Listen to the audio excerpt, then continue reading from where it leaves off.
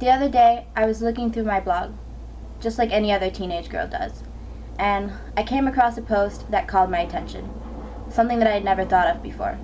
2 weeks ago, a man in France was arrested for raping his daughter. She'd gone to her school counselor and then the police, but they needed hard evidence. So, she videotaped her next assault. Her father was eventually arrested. His attorney explained, "There was a period when he was unemployed and in the middle of a divorce. He insists that these acts did not stretch back further than 3 or 4 months. His daughter says longer, but everyone should be very careful in what they say."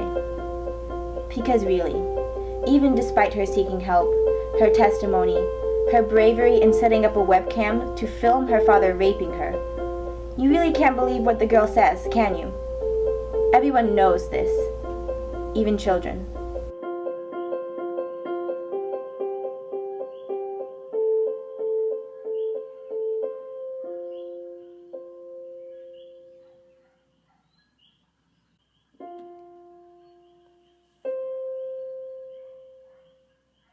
Three years ago, in fly-on-the-wall fashion of parent drivers everywhere, I listened while a 14-year-old girl in the backseat of my car described how angry she was that her parents had stopped allowing her to walk home alone because a girl in her neighborhood claimed she was raped.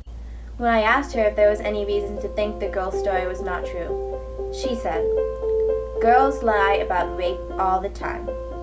She didn't know the person. She just assumed she was lying.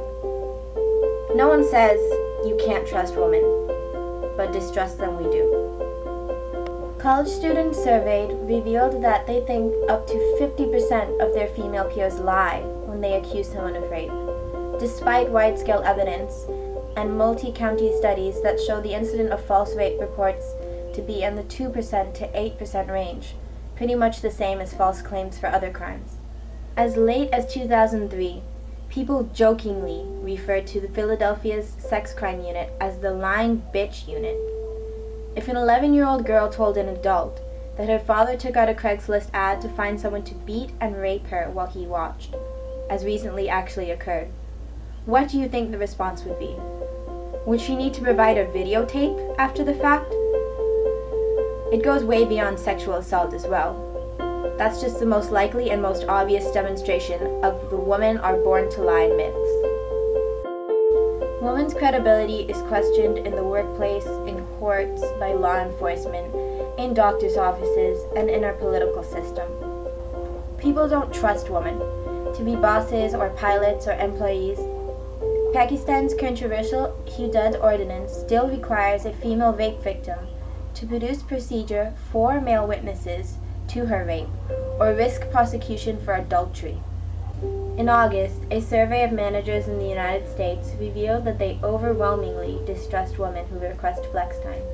The more I thought about it, even in Greek mythology, women were seen as creatures that hypnotized men into doing bad things. They weren't trustworthy. In high school, the biggest problems are among girls. We fight against each other because there's no trust. It's notable, of course, that women are trusted to be mothers, the largest pool of undervalued, underpaid, economically crucial labor. But sadly, no matter what the situation, distrust them we do.